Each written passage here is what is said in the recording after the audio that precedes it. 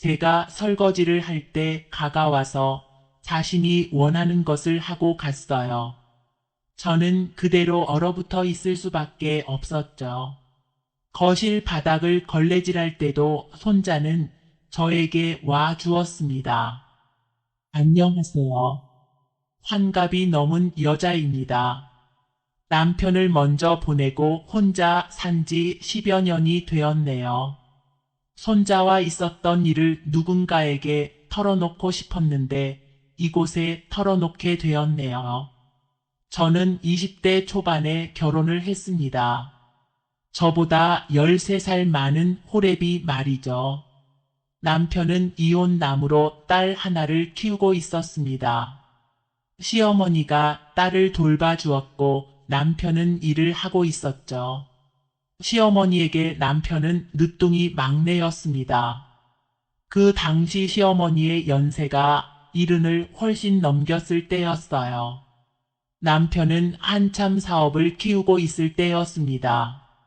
남편은 사업을 궤도에 올려놓기 위해 열심히 일하고 있는 중이었는데 왜 그렇게 밤낮을 가리지 않고 일을 하냐 물으니 자기 엄마와 딸을 데리고 여행을 다니고 싶어서라고 합니다.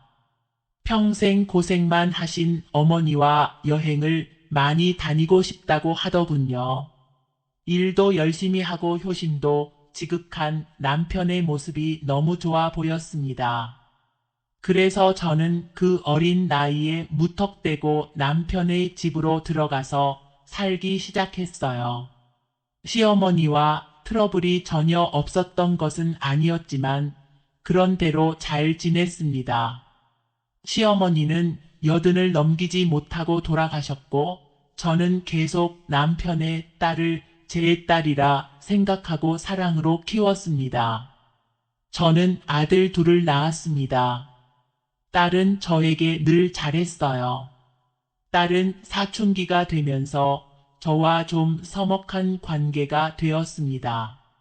제가 새엄마라는 생각에 저를 좀 멀리하는 건가 싶었는데 나중에 알고 보니 단순히 사춘기라서 저를 멀리했던 것이 아니더라고요. 딸이 보기에 동네 남자들이 저를 보는 눈빛이 이상했다고 합니다.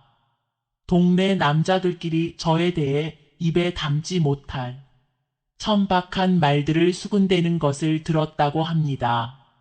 저는 어렸을 때부터 그림같이 예쁘다는 소리를 많이 듣고 자랐어요. 딸이 중학생이 되었을 때 제가 30대 초반이었으니 한참 젊은 나이였지요. 제가 유부녀라는 것은 동네 사람들도 다 알고 있지만 동네 남자들 중에서 뒤에서 저에 대해 이상한 말을 하는 남자들이 몇몇 있었겠지요.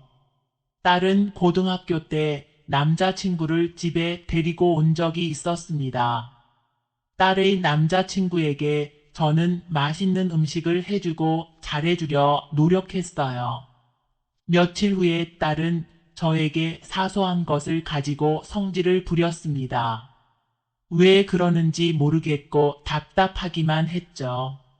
나중에 알고 보니 딸의 남자친구가 저희 집에 자꾸 놀러 오겠다고 했다네요. 딸의 남자친구는 딸에게 너네 엄마 너무 예쁘시고 목소리도 너무 좋다고 했답니다. 그래서 딸은 저에게 질투가 났었나 봐요. 그런 일이 있고 나서 딸은 집에 남자친구는 물론 동성 친구들도 데리고 오지 않았습니다. 딸은 대학을 졸업하고 취직을 하고 잘 놀고 일도 열심히 하는 평범한 직장인이었습니다. 그러던 어느 날 딸은 결혼할 남자를 데리고 왔더군요. 키도 훤칠하게 크고 잘생긴 남자였습니다. 반대할 이유가 없어 남편과 저는 딸의 결혼을 흔쾌히 수락했죠. 딸과 사위는 결혼을 하고 몇 년 후에 시골에 내려가서 살게 되었습니다. 딸은 시부모님 몸이 안 좋으셔서 직장을 그만두고 시댁에 가서 살겠다고 하는데 처음에 남편과 저는 걱정을 많이 했어요. 하지만 걱정할 필요가 없는 일이었습니다. 딸의 시부모는 그 지역에서 땅 부자로 소문이 난 사람들이었지요. 서울에서 힘들게 직장 다니며 사느니 시골에서 재산 관리하며 사는 게 더 나을 것이라고 남편도 얘기를 하더라고요. 그렇게 살던 중 10년 전쯤에 남편은 젊은 여자와 바람이 났습니다. 저에게 재산의 반을 줄 테니 이혼을 하자고 하더군요. 사업 때문에 늘 바빴던 남편, 저를 자식들 키우는 부모로 집안이라는 가정부로 생각했던 남편이기에 저도 미련 없이 남편과 이혼해 주었습니다. 저와 남편은 덤덤했지만 저희 자식들은 난리가 났었죠. 특히 딸은 자기 아빠에게 심한 말도 해가며 난리를 쳤습니다. 딸이 저를 그리 좋아하는 것은 아니지만 제가 어린 나이에 자기가 가여워 자기 아빠와 결혼한 것을 잘 알고 있었기 때문이었겠죠. 딸은 평생 아빠를 안 보고 살겠다고 했대요. 세월이 흘러 손자가 대학에 입학을 했습니다. 딸이 저에게 부탁을 했어요. 자기 아들이 제가 사는 곳 근처로 대학을 오게 되었으니 좀 데리고 있어 달라고요. 저는 손자를 돌봐준 적이 있었습니다. 딸이 몸이 안 좋았을 때 제가 딸 집에 가서 살림도 해주고 손자를 몇 달간 돌봐 주었거든요. 그때 손자는 저에게 할머니가 우리 엄마였으면 좋겠다고 몇 번 말한 적이 있습니다. 자기 엄마는 공부해라, 이거 해라 잔소리를 하지만 저는 그런 잔소리를 하지 않고 아이가 해달라는 것을 다 해주었으니 그런 말을 할 만도 했겠죠. 민호는 저희 집에 살면서 대학을 다녔습니다. 1학년 때는 자기도 노느라 바쁜지 늘 집에 늦게 들어왔어요. 한참을 놀더니 노는 것에 흥미를 잃었는지 2학년이 되니 집에 일찍 들어오더군요.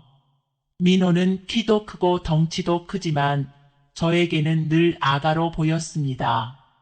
민호는 다 큰 녀석이 아직도 제가 자기 엄마였으면 좋겠다고 아양을 떨곤 했어요. 내 핏줄은 아니지만 너무 귀엽기만 한 아이입니다. 뒷모습을 보면 넓은 등판이 어찌나 듬직한지 저도 모르게 등을 쓰다듬게 되죠. 민호가 2학년이 되고 어느 날 저는 집에서 이상한 광경을 보게 되었습니다. 민호가 빨래 바구니 옆에 있는 거였죠. 저를 본 민호는 깜짝 놀라며 손에 들고 있던 것을 떨어뜨렸습니다. 저는 민호에게 잠시 앉아보라고 했어요. 민호가 많이 컸구나 하는 생각이 들어 흐뭇하기도 했습니다. 민호는 언제나 웃는 얼굴로 자기를 대해주는 제가 너무 아름다워 보였다고 합니다. 지금까지 자기의 상상 속 여인이 저였다는 말을 듣고 저는 속으로 웃었네요. 이렇게 늙은 나를 저는 민호에게 너희 엄마는 내가 낳은 것은 아니지만 내가 키운 딸이고 너는 내 손자나 마찬가지라고 확실하게 말해 주었어요. 민호는 모든 것을 알고 있다는 듯 고개를 끄덕이더라고요. 민호에게 저는 여자친구는 없냐고 물어봤거든요. 민호는 여자친구들이 있기는 한데 그저 친구일 뿐 깊게 사귀는 여자는 없다고 하더군요. 마음에 드는 여자와 사귀어 보지 그랬냐고 했더니 뜻대로 잘 안 되더라는 대답이 돌아왔습니다. 단 한 번도 여자친구를 사귄 적이 없었냐 했더니 잠깐 사귄 적은 있었는데 오래 가지는 못했다고 하더라고요. 그런 여자와 경험도 없냐 물으니 없었다고 합니다. 요즘 아이들은 그런 것에 좀 자유롭지 않냐 했더니 민호는 대답을 안 하더라고요. 저는 민호를 귀여운 녀석이라고 말하며 안아주었습니다. 한아름에 다 들어오지도 않을 정도로 덩치가 커져버린 민호였지요.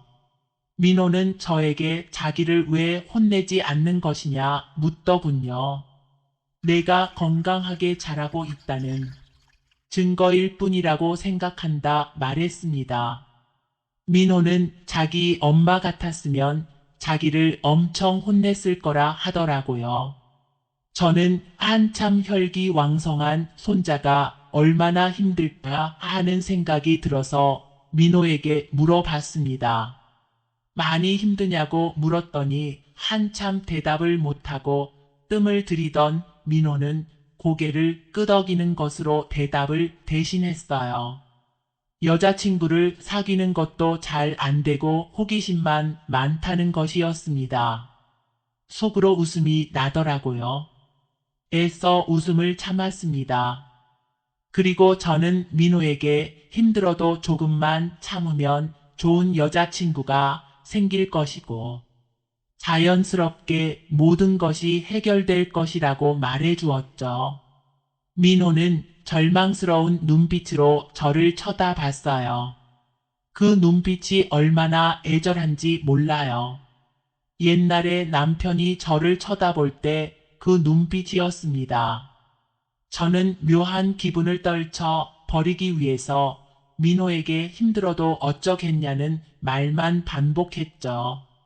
민호는 눈에 눈물이 그렁그렁 맺혀 있었습니다. 어쨌든 내가 해결해 줄 수 있는 문제가 아니니 함께 해결책을 찾아보자고 했는데 민호는 저를 물끄러미 바라보고만 있더군요. 또 같은 눈빛으로 저를 쳐다보는 민호가 너무 귀여웠습니다. 장난기가 발동해 이렇게 물었어요. 아무리 그래도 할미 같은 사람을 내가 여자로 받겠냐고 했더니 민호는 의외의 대답을 하더군요. 민호 하는 말이 아까도 말했지만 제가 자기의 상상 속의 여인이었다는 겁니다. 왜 그렇게 되었을까 했더니 자기 엄마는 늘 엄하기만 한데 저는 자기에게 자유롭게만 대해 주었다네요. 그리고 제 미모는 나이에 상관없이 늘 빛이 났다고 합니다. 손자에게 들은 것이지만 오랜만에 예쁘다는 소리를 들으니 기분은 좋더군요. 늙어도 여자는 여자인가 봅니다. 민호가 너무 안쓰러웠다고 핑계를 대고 있지만 저도 많이 외로웠습니다. 남편과 헤어지고 10년간 독수 공방을 했으니까요. 저는 민호에게 한 가지 약속을 하자고 했습니다. 오늘만이라는 약속을 하고 저는 샤워를 했어요. 그리고 화장대에 앉아서 화장을 고쳤습니다. 향수를 뿌리고 민호를 불렀어요. 방으로 들어온 민호는 제 옆에 앉았습니다. 저는 민호의 손을 잡고 귓속말로 말했어요. 지금은 내 마음대로 다 해도 돼. 저는 민호가 하고 싶은 대로 다 할 수 있도록 해주었습니다. 참으로 망측한 마음이 들어 너무도 떨렸지만 그 떨림은 또 다른 설렘이었어요. 남편 말고는 함께 밤을 보낸 적이 없는 저로서는 생소한 경험이기도 했습니다. 친구들 얘기를 들어보면 신혼 때는 밤을 새운다고 했는데 저와 민호도 그랬습니다. 다음 날 저는 일부러 민호를 아무 일 없었던 것처럼 대했어요. 민호는 약간 어색하게 저를 대했지만 태어난 척하려고 노력하는 것 같았습니다. 며칠이 지나자 저는 그날 밤이 생각나더군요. 몇 번을 방 천장까지 오르는 느낌을 받았는지 그 기억이 자꾸 떠올랐습니다. 민호도 분명 힘들어하는 것 같이 보였는데 아무런 반응도 없었어요. 저는 잘 되었다는 생각도 들었지만 내심 서운하기도 했습니다.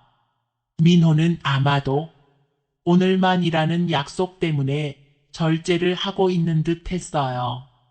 날이 갈수록 저는 점점 더 허전하고 더 서운하더라고요. 저는 화장실에서 보리를 볼 때 일부러 문을 열어 놓았습니다. 민호가 화장실 앞을 지나가면서 저를 보더니 문을 닫아 주었어요. 너는 계속 화장실 문을 열어놓고 보리를 보았습니다. 그리고 씻을 때도 화장실 문을 반쯤 열어두었어요. 민호는 지나가면서 저를 곁눈질로 쳐다보았습니다. 어느 날 제가 씻고 있는데 민호가 들어오는 소리가 들리더군요. 저는 모른 채를 했습니다. 샤워를 마치고 저는 그냥 나왔어요. 거실에 있던 민호와 눈이 마주쳤습니다. 저는 일부러 놀란 듯 민호를 쳐다봤는데 민호는 시선을 바닥으로 내리더군요. 저는 민호가 얼굴을 들어 저를 볼 때까지 그대로 서서 기다렸습니다. 드디어 민호와 눈이 마주친 순간 저는 미소를 지으며 고개를 끄덕이고 방으로 들어갔습니다. 민호는 저를 따라 들어오더군요. 그날도 저는 한숨도 자지 못하고 밤을 새웠습니다. 민호는 저에게 죄송하다고 하더군요. 저는 괜찮다고 말하며 민호의 등을 쓸어내려 주었습니다. 민호는 다시는 이런 일 없도록 조심하겠다고 하길래 저는 그럼 내가 섭섭할 것 같다고 말했더니 민호는 저를 보고 웃더라고요. 저도 민호를 보고 환하게 웃었습니다. 그날 후로 민호는 가끔 제가 설거지를 할 때 가까와서 자신이 원하는 것을 하고 갔어요. 저는 그대로 얼어붙어 있을 수밖에 없었죠. 거실 바닥을 걸레질할 때도 민호는 저에게 와 주었습니다. 저와 민호는 말이 필요 없었어요. 민호가 원하는 것이 제가 원하는 것이었으니까요. 한 번은 민호와 함께 산책을 나갔어요. 날씨가 좋아서 멀리까지 걸어 나갔다. 돌아오는 길에 사람들이 많지 않은 골목길에 접어들었어요. 그 골목길에서 민호와 일을 치르기도 했네요. 저는 너무 행복했습니다. 이래선 안 되지 하는 생각도 들었지만 행복감에 집중할 뿐이었죠. 민호는 어느 날 저에게 이런 얘기를 하더군요. 자기는 결혼을 안 하겠다는 할머니와 좋은 관계가 평생 이어지를 원한다면 남들처럼 여자친구도 사귀고 결혼도 해야 한다고 말했습니다. 민호는 꼭 그래야 하는 것이냐고 몇 번을 물었고 저는 그렇다고 대답했어요. 민호는 알겠다고 했습니다. 대신 할머니는 꼭 약속을 지켜야 한다고 몇 번을 말하더라고요. 저는 기쁜 마음으로 알겠다고 대답해 주었습니다. 나는 올해 45살.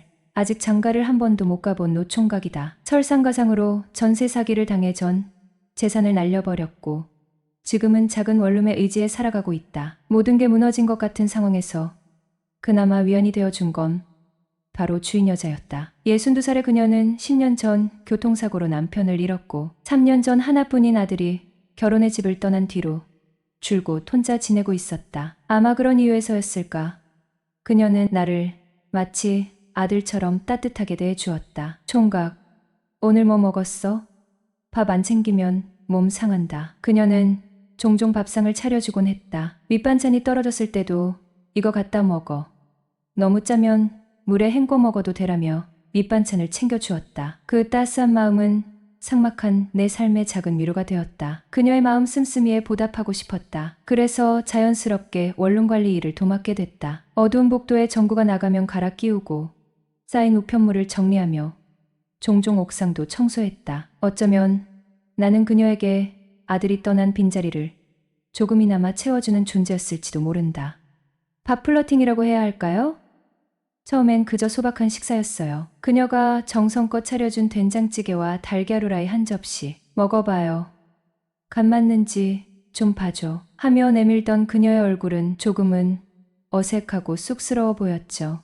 하지만 이상하게도 그 밥상이 점점 다르게 보이기 시작했습니다. 다음엔 고사리 나물과 멸치볶음이 추가되더니 그 다음엔 제 최애인 장조림까지 올라왔습니다. 반찬 가지수가 늘어날수록 그녀가 나를 얼마나 신경 쓰고 있는지가 느껴졌죠. 20년이 넘도록 엄마가 차려준 밥상을 그리워했던 제게 그녀의 집밥은 단순한 식사가 아니었어요. 따뜻한 위로였고 가족 같았죠. 밥상 앞에 앉아 국물 한 숟갈을 뜨며 이런 생각이 들었어요. 어느 날 저녁 그녀는 고기 굽는 냄새가 진동하는 식탁 앞에서 말했습니다. 혼자 사는 건 참 쓸쓸해. 가끔은 누가 옆에 있었으면 좋겠다 싶어. 나 남자라도 하나 소개받아야겠어. 이 여자를 외롭게 두면 안 되겠다. 그 말에 마음이 울컥했어요. 그녀의 외로움이 고스란히 전해졌죠. 제가 있잖아요. 아줌마 옆에. 그녀는 웃으며 소주잔을 들어 올렸지만 그 미소 뒤엔 살짝 떨리는 눈빛이 보였습니다. 그리고 그런 그녀를 누군가에게 빼앗길지도 모른다는 생각이 들 때마다 이상한 질투와 애틋함이 밀려왔어요. 그렇게 우리는 점점 가까워졌습니다. 그녀의 밥상은 우리의 이야기가 시작된 자리였고 그 위에서 우리는 남녀의 정을 나누게 되었죠. 저녁 7시 낮잠을 실컷 자고 일어나니 배가 슬슬 고파왔다. 간단히 해결해야겠다는 생각에 편의점으로 향하던 중 1층 주차장에서 주인 여자와 딱 마주쳤다. 총각, 이 시간에 어디가? 출출해서 라면이라도 하나 먹으려고요. 그녀는 한숨을 쉬며 고개를 절레절레 흔들었다. 에그, 뭐하러 라면을 먹어? 차는 없어도 우리 집에서 나랑 같이 먹어. 그렇게 나는 예상치 못한 초대를 받아 그녀를 따라 4층 주인 집으로 올라갔다. 총각, 뭐 좋아해? 달걀 프라이 어때? 네, 좋아합니다. 제가 뭐 도와드릴까요? 괜찮아. 그냥 거실에 가 있어. 다 되면 부를게. 고맙다는 말을 남기고 거실에 앉았다. 30분쯤 지났을까? 그녀가 밥 먹자며 부르는 소리가 들렸다. 순간 나도 모르게 눈물이 주르륵 흘렀다. 어릴 적 엄마가 밥상을 차려놓고 그러던 그 따스한 기억이 아련하게 떠올랐기 때문이다. 얼른 눈물을 훔치고 밥상 앞으로 나갔다. 밥상 위엔 밥, 배추김치, 동치미, 달걀 프라이, 된장찌개가 전부였다. 조금 실망했지만 내색하지 않았다. 감사한 마음으로 2그릇이나 먹어 치웠다. 며칠 후 저녁을 먹고 TV를 보고 있던 중 주인 여자에게서 전화가 왔다. 총각, 옥상으로 좀 와줄래? 그녀의 목소리가 다급했다. 서둘러 옥상으로 올라가니 그녀가 계단에 주저앉아 있었다. 원피스를 입은 그녀는 계단에서 미끄러져 고관절, 골절상을 입고 움직이지 못하는 상태였다. 총각, 나 좀 집에 데려다줘. 네, 걱정 마세요. 제가 있잖아요. 나는 그녀를 조심스레 업었다. 그러나 그 순간 상황은 이상하게 흘러가기 시작했다. 근데 옷부터 갈아입어야겠는데요? 내 옷이 어째서? 그제야 자신의 민망한 차림을 깨달은 그녀는 얼굴을 붉히며 작은 목소리로 말했다. 총각 앞에서 내가 주책이지. 괜찮습니다. 신경 쓰지 마세요. 그녀를 방으로 데려다 놓고 나오려는데 그녀가 나지막이 말했다. 총각, 잠깐만 들어와 줄래? 괜찮아. 들어와도 돼. 그 말에 나는 심호흡을 하고 방 안으로 들어섰다. 그녀는 긴 머리를 들어 올리며 한마디를 던졌다. 총각, 지퍼 좀 내려줄래? 순간 머릿속이 하얘졌다. 어떻게 해야 할지 몰라. 그 자리에 얼어붙어 있었다. 남자가 왜 이렇게 숫기가 없어? 이러다 감기 걸리겠네. 빨리 좀 내려줘. 네, 알겠습니다. 그날 이후 나는 주인 여자를 다른 눈으로 보기 시작했다. 그녀의 웃음소리, 손끝의 섬세함, 그리고 알 수 없는 그 따뜻함까지 모든 것이 자꾸만 신경 쓰이기 시작했다. 11월인데도 초겨울 날씨에 제법 쌀쌀해지기 시작하는 날이었다. 주말에 늦잠을 자다 주인 아줌마한테 전화가 왔는데 보일러가 이상하다는 것이었다. 온수가 갑자기 미지근하게 나온단다. 주인 집으로 올라가 보니 거실에 난방이 되는 걸로 봐선 보일러 문제는 아닌 듯 싶었다. 자세히 살펴보니 실내 온도 조절기에서 온수 온도를 실수로 낮춰놓은 것이었다. 주말에 쉬어야 되는데 괜히 나 때문에 고생해서 어쩐데. 미안해서. 아뇨, 괜찮아요. 여기 온도만 올리면 뜨거운 물 나올 거예요. 그럼 잠시 기다리는 동안 여기 와서 따뜻한 커피라도 한 잔 들어요. 그럴까요? 간만에 여자랑 둘이 소파에 나란히 앉아 있는데 한참 동안 연애를 못 해봐서인지 뭔가 긴장감이 감돌면서 괜히 몸에 힘이 들어간다. 잠시 동안에 어색함을 쫓으려고 그랬을까? 주인 여자는 여지껏 왜 혼자 살고 있느냐? 총각이냐? 호구 조사가 이뤄졌다. 한번 파혼하고 나서 결혼을 포기했다. 주저리. 아줌마도 본인 얘기를 살짝 해주는데 10년 전쯤 남편이 교통사고로 죽고 예단이나 혼수입을 전문으로 하는 홈패션 전문점에서 일하며 홀로 지내고 있단다. 그러고 나오려는데 그녀가 붙잡는다. 고맙다면서 저녁 때 식사 대접을 하고 싶단다. 나는 됐다는데도 한사코 사양하는 것도 예의가 아닌 것 같아서 그럼 저녁 때 뵙겠다고 말씀드리고 내 방으로 돌아왔다. 저녁 약속한 시간에 그 집 초인종을 누른다. 네, 열려 있어요. 어서 들어와요. 뭐 차린 건 별로 없지만 맛있게 드세요. 전복 낙지, 한약재가 듬뿍 들어간 달백숙에 여러 가지 밑반찬으로 식탁을 꽉 채웠다. 이거 너무 진수성찬인데요. 아줌마는 커다란 닭다리를 떼어서 접시에 놓고 먹기 좋게 살점을 발라주신다. 사람이 나이 들면 더 잘 먹어야 돼. 많이 들어요. 아주머니도 좀 드세요. 나 신경 쓰지 말고 어서 들어요. 내가 닭다리를 한 입 베어 물자 그녀는 흐뭇한 표정으로 날 지켜보고 있다. 이런 집밥을 얼마 만에 먹는 건지 모르겠어요. 남자가 혼자 살면 다 그렇죠. 앞으로 집밥 생각나면 언제든지 와요. 정말요? 그럼 앞으로 원룸 관리는 제가 도맡아 하겠습니다. 에구, 그러려고 밥 먹으러 오란 소리 아니었는데. 아뇨, 세상에 공짜가 어딨습니까? 상부상조 해야죠.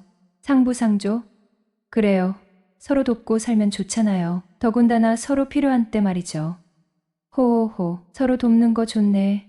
그렇게 또 며칠이 흐르고 본격적인 겨울이 다가올 무렵 한방눈이 내리는 날이었다. 퇴근하고 동네 마트에 들러 이것저것 사고 있었다. 주인 여자도 장을 보러 나오셨는데 마주치게 되어 인사를 하게 된 것이다. 그리고 아줌마를 태우고 집까지 갔다. 집까진 10분 정도 거리였는데 차 타고 가면서 그동안 왜 연락 한 번 없었느냐? 혹시 자기가 부담스럽냐? 등등 물어보셨다.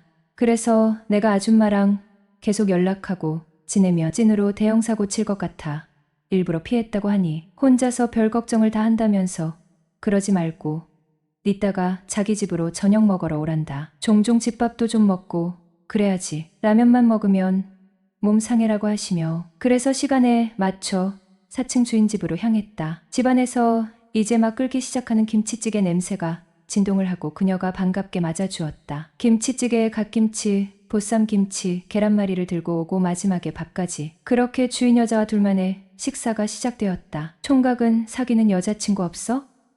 없어요. 왜일까? 이렇게 듬직하고 잘생겼는데. 그래요? 그럼 아주머니가 여자친구 해주실래요? 장난반 진담반으로 대꾸하니까 이 아줌마 얼굴이 발그스레해지더니 눈빛을 반짝이며 다 늙어빠진 과부가 그럼 쓰나? 호호호. 서로 통하면 그만이지 나이 따위가 뭔 상관이에요. 요즘 연상연하 무지 많아요. 나한테야 총각이면 감지덕지지. 근데 총각한테 나는 좀 아니지 않아? 그렇지 않아요. 저한테도 아주머니가 분에 넘치는 사람인걸요. 아줌마는 살짝 당황했는지 연신 내가 왜? 라고 했지만 표정은 싫지 않은 눈치였다. 그분과의 관계는 어느새 알 수 없는 정이 들기 시작했어요. 아줌마라고 하기엔 몸매도 꽤 괜찮으셨고 그분을 떠올리다 잠을 설치는 날도 종종 있었죠. 그러다 어느 날 아줌마께서 저녁에 고기를 구워준다며 집으로 오라는 겁니다. 이상하게도 초대받은 그 순간부터 심장이 두근거리기 시작하더군요. 이게 뭐라고 설레지 싶은 마음으로 찾아갔죠. 식탁 위엔 갖고 온 고기와 반찬들이 정갈하게 차려져 있었습니다. 우리는 처음엔 평소처럼 담담한 대화를 나눴지만 소주 한 잔씩 기울이다 보니 점점 깊은 이야기가 나오기 시작했어요. 나도 한때는 꽤 인기 많았었는데 에이, 아줌마 지금도 인기 많으실걸요? 그 말에 아줌마가 코웃음을 치며 소주를 들이키더니 푸념을 늘어놓기 시작했죠. 남자가 그리울 때가 종종 있어. 요즘엔 평생 이렇게 혼자 살아야 하는 건가 싶어. 요즘 따라 새삼 쓸쓸하네. 그 순간 이상하게 제 마음속에서 무언가 꿈틀댔습니다. 내가 이분의 외로움을 채워줄 순 없을까? 라는 생각이 들었죠. 아줌마, 아직도 충분히 예쁘고 매력적이세요. 좋은 사람 만날 수 있을 거예요. 하지만 그녀는 쓴웃음을 지으시며 고개를 저으셨죠. 이 나이에 무슨 연애야? 그냥 이렇게 사는 게 맞나 보다 싶어. 그 대답이 왠지 모르게 아쉬웠습니다. 그래서 저도 모르게 입 밖으로 튀어나온 말이 있었죠. 그럼 제가 아줌마 애인할까요? 순간 고요했던 분위기가 흔들렸습니다. 그분은 소주잔을 내려놓으며 웃으셨죠. 정태 씨는 내 아들뻘이잖아. 무슨 애인이야?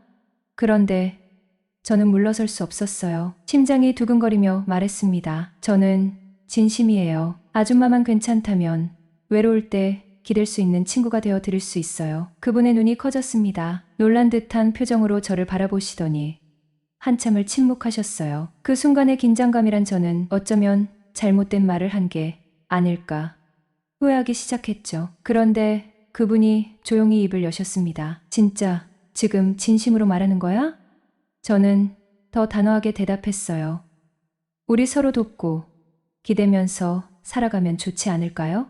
아줌마는 잠시 고개를 숙이더니 말을 이어갔습니다. 너처럼 젊고 좋은 사람이 왜 나 같은 사람 옆에 있으려는지 이해가 안 가? 왜요? 아줌마는 충분히 매력적이세요. 그리고 전 아줌마가 좋거든요. 그 순간 아줌마는 갑자기 크게 웃더니 말했어요. 그럼 진짜 내가 너 애인처럼 굴어도 되는 거야? 당연하죠. 오늘부터 우리 사귀는 겁니다. 그날 이후 아줌마와 저는 조금씩 서로에게 마음을 열기 시작했어요. 연애라는 게 이렇게 웃음과 설렘, 그리고 약간의 어색함으로 시작될 수 있다는 걸 그때 처음 알았죠. 나는 인생에 여러 굴곡을 겪어왔어요. 특히 최근에 있었던 빌라 전세 사기는 내게 큰 상처를 남겼죠. 그 사건으로 인해 재정적으로나 정신적으로 큰 충격을 받았고 결국 원룸으로 이사하게 되었거든요. 그렇게 새로운 환경에서 다시 시작하려던 내 삶에 예기치 못한 인연이 찾아왔다. 그녀는 바로 내가 이사한 건물의 주인이었다. 4층에 살고 있는 그녀는 나보다 17살 연상이라는 점에서 처음에는 크게 신경 쓰지 않았다. 첫인상도 특별히 끌리지는 않았다. 나이 차이도 그렇고 외모도 솔직히 내 스타일은 아니었으니까. 하지만 그녀의 성격만큼은 처음부터 인상 깊었다. 쿨하고 유쾌한 그녀의 태도는 묘하게 사람을 편안하게 만들어주는 매력이 있었다. 더군다나 그녀가 끌렸던 이유 중 하나는 엄마 같았기 때문이다. 그녀가 해주는 집밥이야말로 내가 그녀를 찾는 가장 큰 이유가 되었던 것이다. 처음에는 단순히 새로 이사온 세입자라 잘 챙겨주는구나 라고 생각했다. 그녀는 자주 나를 찾아와 밥을 챙겨주고 힘들어 보이면 이야기를 들어주며 내 기분을 맞추려 노력했다. 그러한 모습에 점점 마음이 열렸고 나도 모르게 그녀를 사랑스럽게 바라보기 시작했다. 어느 날 우리는 장난스러운 대화를 나누게 되었다. 나는 장난 반 진담 반으로 물었다. 그럼 나 같은 연하남이랑 가볍게 만나는 건 어때요? 그녀는 묘한 미소를 지으며 대답을 피했지만 그날 이후 그녀의 태도는 조금 달라졌다. 저녁마다 그녀는 내게 밥을 가져다 주었고 심지어 우리 집 화장실 청소까지 도와줄 정도로 유달리 나를 챙겼다. 나는 그녀의 관심과 배려를 거부할 수 없었다. 사실 전세 사기를 당하고 홀로 지내면서 정신적으로 너무 힘들었던 시기에 그녀의 존재는 큰 위로가 되었다. 결국 우리는 서로의 외로움을 달래며 상부상조라는 명목하에 만나기 시작했다. 그렇게 본격적인 관계로 발전했지만 처음부터 우리는 서로에게 큰 기대를 걸지 않기로 합의했다. 그런데 문제는 우리의 관계가 시간이 지나면서 조금씩 변화하기 시작했다는 점이다. 만난 지 6개월쯤 되었을 때 그녀는 갑자기 내게 4층으로 들어와서 살자는 말을 꺼냈다. 한마디로 동거를 제안한 것이다. 처음에는 당황스러웠다. 물론 우리는 이미 한 건물에 살고 있어서 거의 동거하다시피 만나고 있긴 했지만 정식으로 한 집에서 산다는 건 또 다른 차원의 문제였다. 그녀가 싫은 건 아니었기 때문이다. 하지만 현실적으로 생각해보면 나이 차가 너무 많이 난다는 점에서 망설여졌다. 그녀도 나도 이번 생에 마지막 연애라는 생각으로 시작한 관계이기에 더 신중하게 결정해야 한다고 느꼈다. 지금 우리의 관계는 묘하게 어정쩡한 상태에 놓여 있다. 그녀는 마치 우리가 정식으로 연애하는 사이인 것처럼 행동하지만 나는 여전히 상부상조라는 우리의 초기 합의를 떠올리며 스스로를 다잡고 있다. 나는 그녀에게 솔직하게 나의 생각을 전해야 할까? 아니면 이대로 자연스럽게 흘러가는 대로 두어야 할까? 그녀와의 관계가 나에게 주는 위안과 즐거움은 분명 크지만 미래를 생각하면 머리가 복잡해진다. 결국 나는 한 가지 결론에 이르렀다. 우리 사이에 분명한 합의가 없다면 관계는 점점 더 복잡해질 뿐이다. 나는 그녀와의 관계가 소중하기에 더 이상 어정쩡한 상태로 두고 싶지 않다. 그녀와의 인연을 소중히 여기며 현실적이고 합리적인 방향으로 우리의 관계를 발전시켜 나가고 싶다. 용기는 모든 것을 시작하게 하고 신뢰는 모든 것을 지속하게 한다. 우리 집은 도심과 가까운 조용한 시골 마을이었는데 지하철 종착역이 생긴다는 소문이 돌면서 외부 사람들이 많이 들어와 부동산을 마구잡이로 사들이기 시작했어요.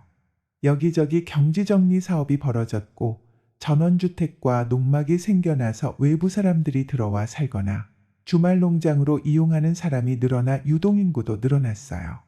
특히 우리 집 거실에서 베란다 창문으로 보면 작은 규모의 밭이 있었는데 하루는 베란다 문을 열고 그냥 바깥 구경하는데 이쁜 농막도 하나 설치되어 있고 또 처음 보는 여자가 일을 하고 있는 거야.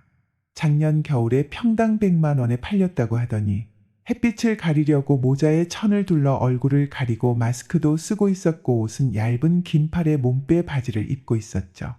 딱 봐도 주말 농장으로 사용하는 초보 농사꾼이었어요. 그러다 중간중간 한 번씩 일어났다가 앉았다가 그러더라고요. 가만히 지켜보니 얼굴은 안 보이지만 40대 정도의 여성이었는데 심심해서 그런가 나도 모르게 자꾸 쳐다보게 되더라. 그렇게 한참을 지켜봤어요. 처음엔 그냥 고생 많으시네. 왜 사서 고생을 하지? 하면서 보고 있는데 아줌마도 뭔가 뜨거운 시선을 느꼈는지 내 쪽으로 한번 쳐다보길래 돌아서서 급히 방으로 들어가 버렸죠. 그러고 신경 안 쓰고 있다가 2주 정도 지나고 그날도 창문을 열고 밖을 보고 있는데 그 아줌마가 또 밭에서 일을 하고 있는 거야. 뭘 심었는지 고랑을 돌아다니며 물을 주고 있었어요. 근데 그날은 셔츠에 레깅스 같은 걸 입고 물을 줄 때마다 상체를 살짝 숙이는 거야. 그 모습이 좀 신선하다고 할까? 밭 농사를 지으면서도 저런 패션을 할 수가 있구나 하며 그날도 계속 쳐다보게 되었습니다. 아무튼 구경하다가 그녀가 갑자기 몸을 돌리더니 내 쪽을 보길래 바로 시선 피해서 오른쪽을 10초 정도 보다 다시 봤는데 한 손에 물 뿌리게 들고 있고 한 손으론 허리를 두드리면서 가만히 서 있더라고요. 근데 계속 보면 좀 그럴 것 같아서 방으로 들어왔는데 아까 봤던 뒷모습이 계속 생각나서 약 2시간 뒤에 다시 슬쩍 봤더니 없더라고요. 그러다가 일주일 후 회사 다녀와서 집에 있던 쓰레기를 가지고 수거장으로 갔더니 웬걸? 밭에서 일하던 그 아줌마랑 비슷한 스타일의 여자가 쓰레기를 버리고 있더라고요. 혹시 그녀인가 하면서 자세히 봤죠. 근데 머리는 긴 생머리에 동그란 안경을 끼고 있었고 마스크를 껴서 얼굴이 자세히 보이지는 않았지만 그리 나빠 보이지 않더라고요. 그러던 어느 날 한참 게임하고 있었는데 밖에서 무슨 이상한 소리가 들리는 거예요. 헤드셋 벗고 가만히 들어보니 강아지가 짖는 소리였어요. 뭔 강아지인가 싶어서 베란다로 나가보니 그 아줌마랑 여자 한 명이랑 비숑인지 말티즈인지 흰 강아지가 있었어요. 농막 앞 공터에서 놀고 있길래 그냥 구경하고 있는데 갑자기 그 아줌마가 나를 봤는지 갑자기 조용해지더라고요. 옆에 있던 여자애도 갑자기 내 쪽으로 쳐다보길래 뭐지? 하고 바로 잽싸게 방으로 들어왔죠. 그리고 오후 6시쯤 되었길래 아무도 없겠지 하고 베란다 보는데 그 아줌마가 밭에서 뒷정리를 하고 있는 거예요. 근데 갑자기 이런 생각이 드는 겁니다. 내가 죄 지은 것도 없는데 왜 눈치 보고 피해야 하는 거지? 그래서 집에 있던 재활용할 거 봉지에 담아서 밖으로 나갔는데 농막 앞에서 그 강아지랑 젊은 여자랑 딱 마주친 거예요. 그거 보고 잠깐 놀래서 찐따마냥 빠른 걸음으로 수거장으로 갔죠. 대충 정리하고 잠시 서서 핸드폰 보고 있었는데 이젠 그 아줌마가 내 쪽으로 걸어오는 겁니다. 잠깐 눈 마주쳤지만 그냥 지나가길래 슬쩍 뒷모습을 쳐다봤는데 저번에 음식물 버릴 때 봤던 그 아주머니가 맞더라고요. 그렇게 또 한 달 정도 신경 안 쓰고 마주치지도 않고 있다가 오랜만에 아이스크림 먹으면서 바깥 풍경 보고 있었는데 그 아줌마가 또 있더라고요. 이거 뭐지? 저 아줌마랑 나랑 인연인가? 우연히 계속되면 인연이라고 하던데. 나도 모르게 자꾸 그녀에게 집착을 하게 되더군요. 근데 머리 묶고 일하는 거 말고도 저번과는 조금 다른 느낌이 나길래 뭔가 내 시선을 안 피하는 느낌이 드는 겁니다. 그래서 나도 피하지 않고 계속 쳐다봤죠. 그 아줌마도 몇 번 쳐다봤다가 일하다가 하더라고요. 마치 저를 의식하는 것처럼 보여서 기분이 묘했어요. 그래서 뭐지? 혹시 나한테 관심 있나? 근데 신랑은 왜 한 번도 안 보이지? 과부 아니면 돌싱인가? 별의별 상상을 하면서 방으로 들어와서 롤 한 판 하고 약 1시간 뒤에 다시 나가봤는데 아줌마가 그때까지도 쪼그리고 앉아 누구 보라는 듯이 일을 하더라고요. 뭐라고 해야 하나? 혹시 나랑 비슷한 마음 아닐까란 생각이 들더라고요. 이후 방에 누워서 그냥 우연이겠지 생각했지만 시선을 즐기면서 뭔가 어필하는 모습이 시그널이라고 판단한 거죠. 다음 날, 때마침 일요일이었어요. 베란다를 내다봤는데 없길래 오늘은 쉬나 보다. 집에 갔겠지 생각하고 동네 마트에 담배 사러 가는데 마침 그 아줌마가 걸어오길래 내가 대뜸 작은 목소리로 아, 안녕하세요 라고 한마디 던졌더니 그 아줌마도 네, 안녕하세요 하면서 살짝 웃으며 지나가는 거야. 순간 이런 생각이 들더라. 내가 누군지 아는구나. 그렇게 담배 사고 다시 돌아오는데 혹시 그 아줌마랑 마주칠까 싶어 입구 쪽에서 한참을 서성이고 있었는데 마침 아줌마가 오는 거야. 그래서 말 걸어보기로 했죠. 저기, 안녕하세요. 저 앞집 사는 사람인데요. 아, 네? 알고 있어요. 제가 가끔 베란다 보는데 밭에서 일하시길래. 네, 주말 농장으로 사용하고 있어요. 그나저나, 제가 쳐다보면 불편하거나 하신 거 없으시죠? 네, 괜찮아요 하며 계속 말할 때마다 웃더라. 아, 네, 그럼 이만 들어가 볼게요. 네, 들어가세요. 이러고 방에 들어왔는데 오랜만에 심쿵하면서 설레이더라고요. 또 며칠이 지나고 토요일. 일어나자마자 베란다 가서 봤더니 아줌마도 날 한번 쳐다본 뒤 가볍게 인사를 하고선 바로 고개를 다른 방향으로 돌리길래. 그렇지 뭐, 역시 나 혼자만의 착각이었구만 하면서 잠시 딴 생각을 하고 있었는데 갑자기 그 아줌마가 나를 보더니 환하게 웃으며 오라는 손짓을 하는 겁니다. 오라, 이건 또 뭐지? 하면서 바로 달려갔죠. 안녕하세요. 저 부르셨어요? 아, 네, 잠시만요. 이러고 컨테이너로 가서 작은 삽을 들고 나오더니 이것 좀 도와주실래요? 네, 어떻게요? 뭘 묻으려고 하는지 갑자기 땅을 파달라는 겁니다. 그냥 이렇게 해서 어쩌고 저쩌고 별로 어려운 일도 아니었는데 굳이 날 시킨 이유가 뭘까 하면서 혹시 나한테 수작 부리는 건가 하면서 암튼 그동안 많은 얘기를 나누기 시작했어요. 농사 짓는 거 힘들지 않으세요? 네, 생각했던 거보다 쉽지가 않네요. 그럼 혼자서 다 하시는 거예요? 네, 그쵸? 그냥 이러고 있으면 잡생각도 안 들고 스트레스도 풀리고. 그렇구나. 남편분이 안 도와주셔요? 제가 혼자 살아서요, 이혼하고. 아, 그러시구나. 앞으로 힘쓰는 일 생기면 부르세요. 제가 도와드릴게요. 호호, 그래 주시면 저야 고맙죠. 작업 끝이 보일 때쯤 아줌마가 갑자기 컨테이너에 들어가더니 그 안에 라꾸라꾸 침대가 있었는데 거기 앉더니 아, 너무 덥다. 잠깐 쉬어야겠어요. 총각도 잠시 들어와서 시원한 음료라도 한 잔해요. 아, 그럴까요? 네, 들어오세요. 그러더니 침대 옆에 앉으라길래 가서 앉으니까 그녀가 갑자기 컨테이너 문을 잠그더니 혹시 총각 나한테 마음 있어요? 그러는 거야.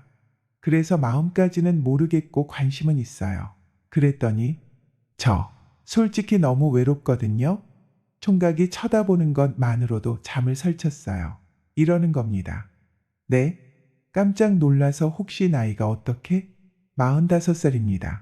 나랑 띠동갑이네요. 사실 저도 누님 때문에 한 달째 잠을 설쳤어요. 이후 더 이상의 말은 필요가 없었죠. 서로 원하는 게 똑같았거든요. 결국 우린 라꾸라꾸 침대에서 그만. 그날 이후 서로 친구가 되어 주기로 했고 주말마다 우린 농막에서 함께 지냈습니다. 벌써 10개월이 넘어가네요. 안녕하세요. 33살 미혼남입니다. 그녀가 돌싱에다가 12살이나 연상이었지만 서로 적지 않은 나이에 좀 더 진지한 연애를 생각하며 만나게 되었습니다. 올 초부턴 결혼 이야기가 오갔고 제가 먼저 그 사람에게 프로포즈를 했어요.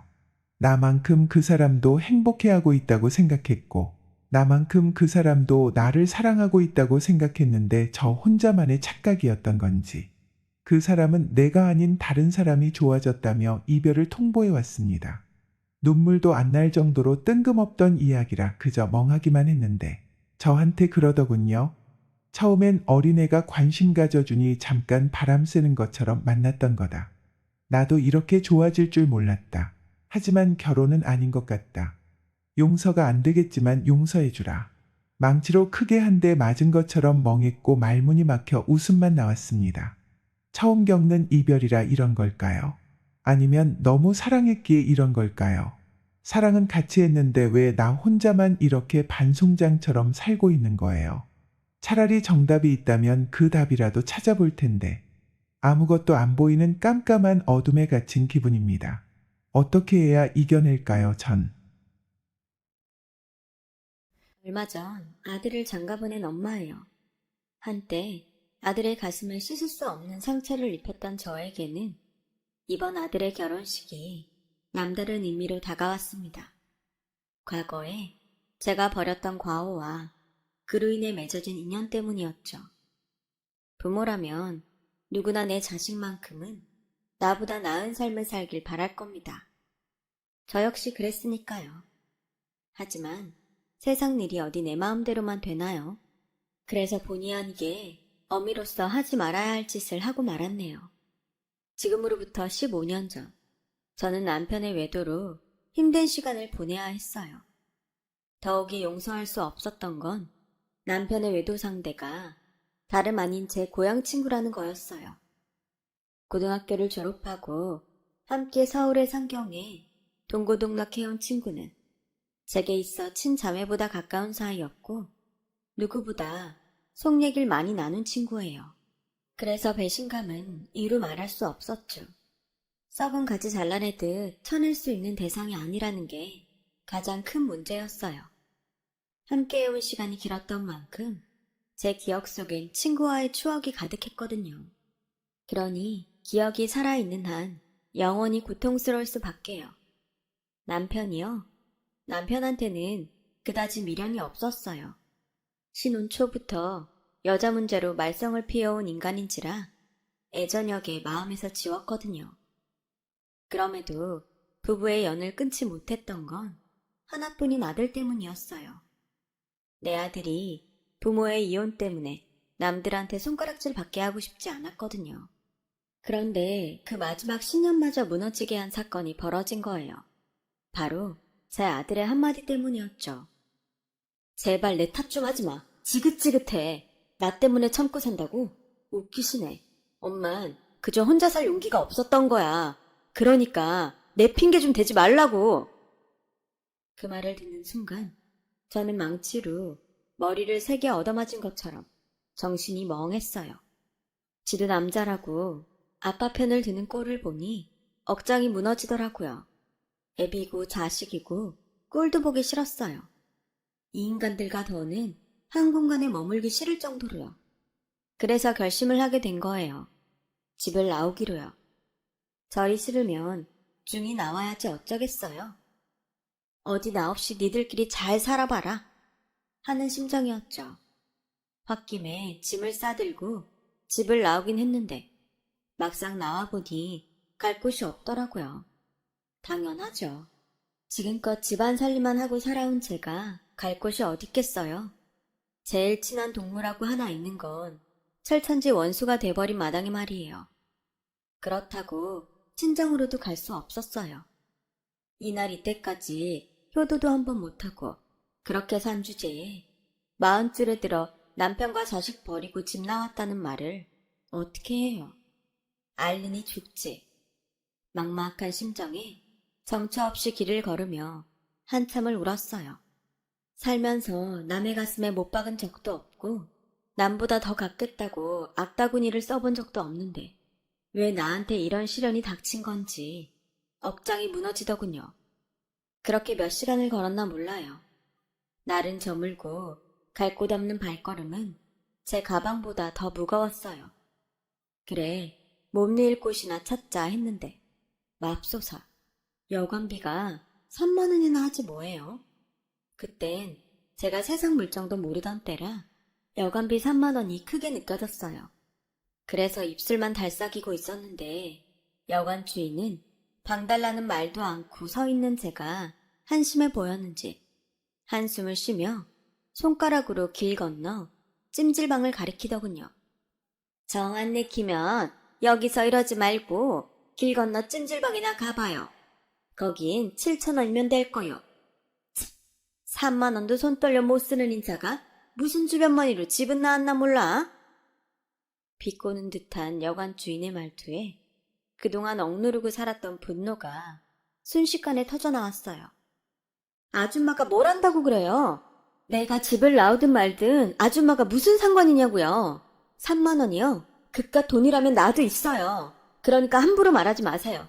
이젠 상전처럼 받들고 살 남편도 없고 내 등골 빼먹고 살 아들도 없으니까 그깟 돈 좀 쓴다고 무슨 대수겠어요? 나도 이젠 나한테 돈 써가며 살 거라고요. 그러니까 무시하지 말아요. 서슬퍼런 제 말에 여관 주인은 더 이상 아무 말도 하지 않았어요. 그리고는 안 됐다는 듯 쳐다보더라고요. 그 눈빛에 더 화가 났어요.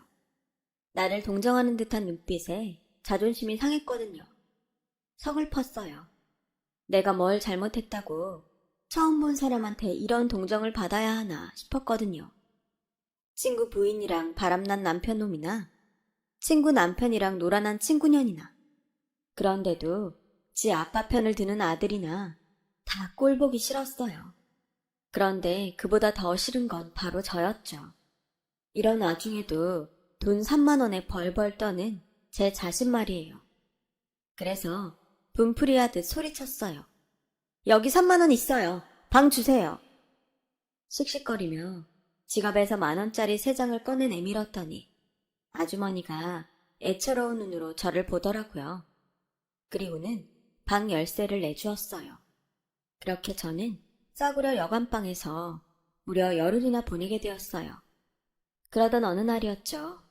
여관 주인이 제 방으로 찾아왔더라고요.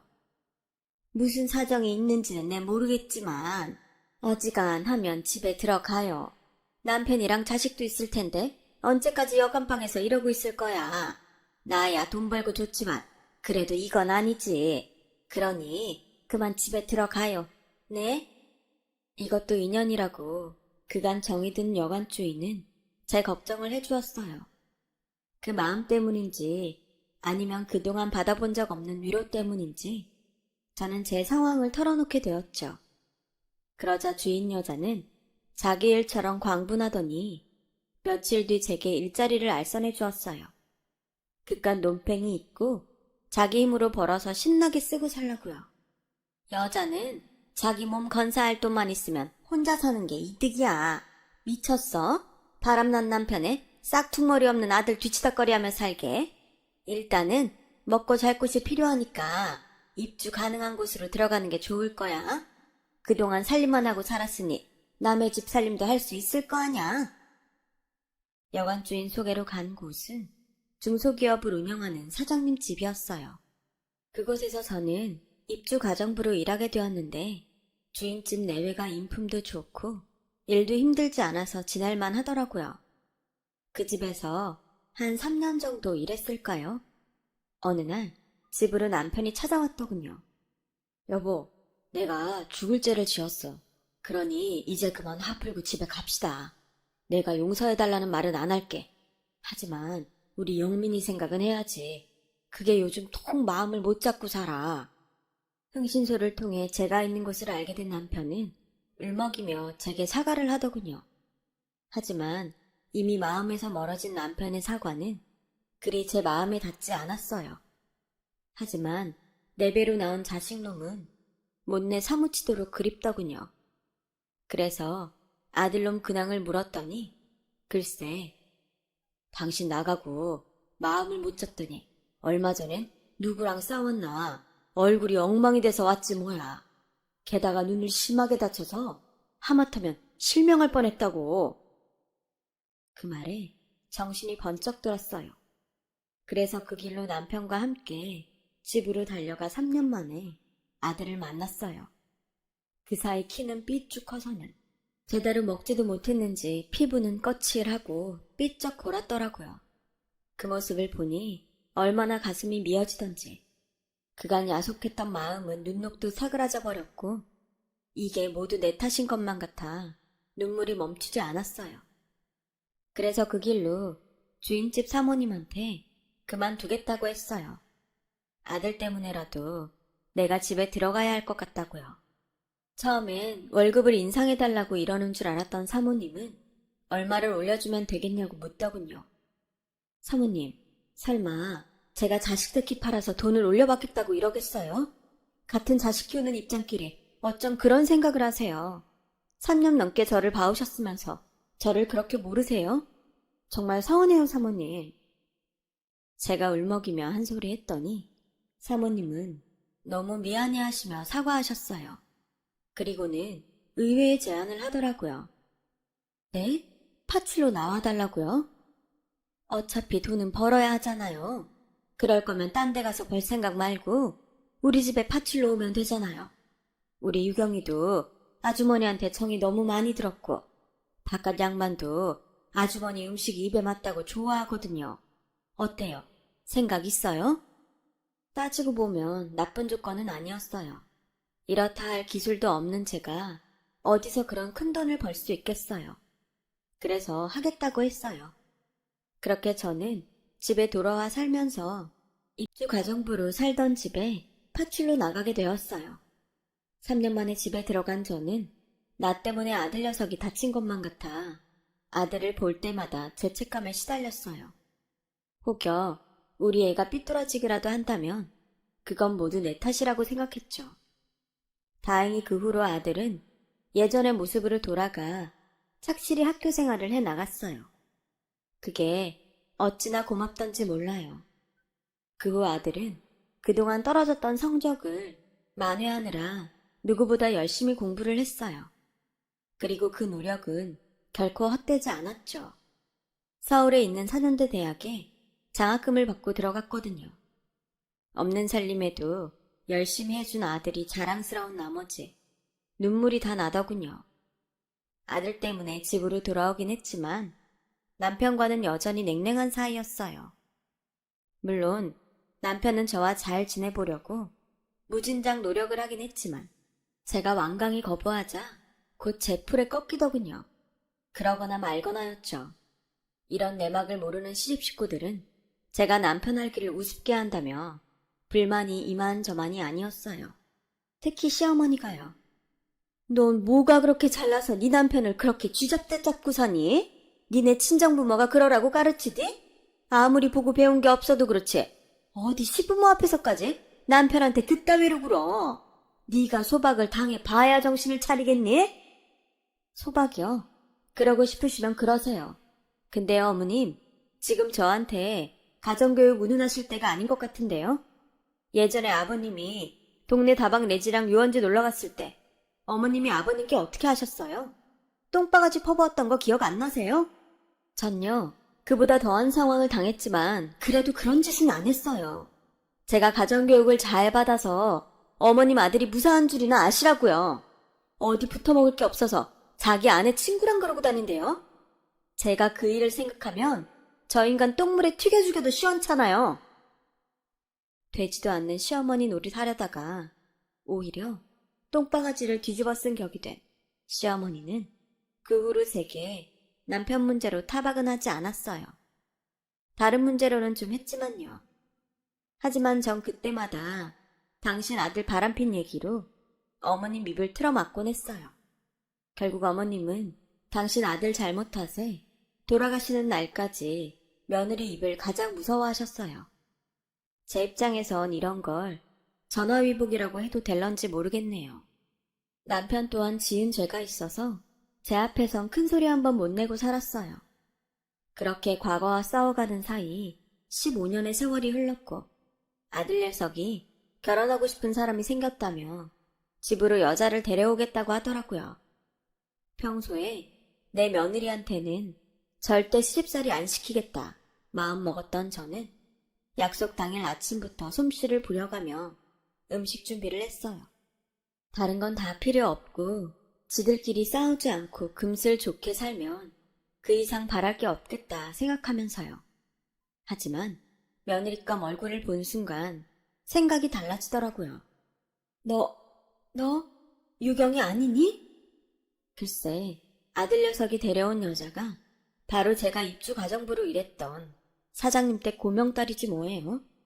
안 그래도 며느리한테 남의 집살이 한 걸 들킬까봐 노심초사했던 저는 완전 망연자실했지 뭡니까.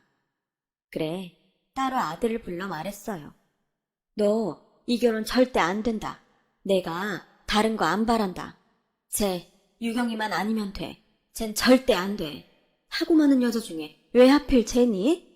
너 엄마가 며느리 앞에서 고개 숙이고 살길 바라는 거야? 그런 거 아니라면 당장 헤어져. 왜 대답 못해? 엄마 말 안 들을 거야? 엄마, 혹시 유경이네서 가정부 했던 것 때문에 그러는 거야? 그런 거라면 걱정하지 마. 유경인 그런 일로 엄마 힘들게 할 애 아니니까. 겪어봤으니 엄마가 더 잘할 거 아냐. 주인집 딸이 하도 착하고 예뻐서 며느리 삼고 싶었다며. 그래놓고 이제 와서 왜 이래? 그건 말이 그렇다는 거지 이놈아. 내가 빤스까지 빨아입히던 애를 어떻게 며느리로 들여. 그래서야 어디 며느리 앞에서 시어머니 위신이 서겠냐고. 너 그렇게 유경이랑 결혼하고 싶으면 이 엄마 죽은 다음에나 해라 이놈아. 저는 버럭 화를 냈어요. 그 바람에 밖에서 이 소리를 들은 유경이가 베란다로 달려 나왔더라고요. 그리고는 제 손을 붙잡고는 제발 자기 좀 받아달라고 애원했어요. 그 모습이 어찌나 애처롭던지 마음이 짠하더라고요. 이 착하고 여린 것이 닭똥 같은 눈물을 뚝뚝 흘리며 사정하는데 어찌나 마음이 짠하고 안타깝던지 힘들더라고요. 하지만 제 입장에선 그런다고 순순히 받아줄 일이 아니었어요. 설사 제가 받아준다 쳐요. 사장님 댁에서 이혼사를 허락하겠어요? 어린 반푼도 없는 얘기죠. 내 아들 가슴에 대못이 박힐 게 불보듯 뻔한데 어떻게 허락을 해요? 유경이한텐 미안하지만 일찌감치 제 손에서 끝내는 게 낫죠. 그래서 울고불고 하는 유경이를 끝내 집 밖으로 내몰았어요. 그날 밤 유경이를 집에 데려다주고 온 아들은 제가 많이 서운한지 퉁명스러운 표정으로 그러더군요. 꼭 그렇게까지 해야 했어요? 유경인 엄마가 자기 집에서 일했다고 함부로 할 사람 아니에요. 알고 있어. 내가 나 창피하다고 이러는 줄 아니? 너 때문이야 이거사. 네가 내 아들인 거 알면 그 집에서 이 결혼 하자고 하겠니? 내 자식 가슴에 대못 박힐 게 뻔한데 내가 어떻게 가만히 있어. 차라리 내가 반대해서 못하는 걸로 하는 게 낫지. 그러니까 고집 그만 피워. 네가 뭐래도 이 결혼 절대 안 되는 거니까. 더 이상은 너 상처밖에 안 해. 지금도 너 놓고 혼자 집 나갔던 게 얼마나 가슴에 사무치는지 알아? 네 눈가에 난 그 상처를 볼 때마다 내가 가슴을 친다. 나 때문에 네가 그렇게 된 것 같아서. 다시는 너한테 그런 상처 주기 싫다. 하물며 남이 그러는 건 더 못 봐. 그제야 아들은 시무룩한 표정으로 말없이 자리를 떴어요. 그렇게 스스로 마음을 정리하나 보다 했는데 그게 아니었던 모양이에요. 안사돈이 전화를 했더라고요. 만나서 얘기 좀 하자고요. 저는 애들 문제라면 그럴 거 없다고 말씀드렸어요. 이쪽에서도 반대하고 있으니 지들이 제 풀에 꺾여 조만간 그만두지 않겠냐고요. 그랬더니 재혁이 어머니, 저는 그 얘기를 하려고 만나 뵙자고 하는 게 아니에요. 자세한 얘기는 직접 만나서 드릴게요.